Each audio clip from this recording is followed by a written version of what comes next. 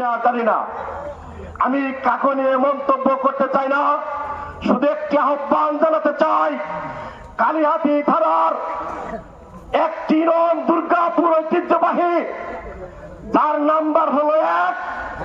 অতীতে যত নির্বাচন দেখেছি, সব নির্বাচনে দুর্গাপুরের মানুষ যেখানে গিয়েছে সেটার বিজয় অবশ্যই হয়েছে।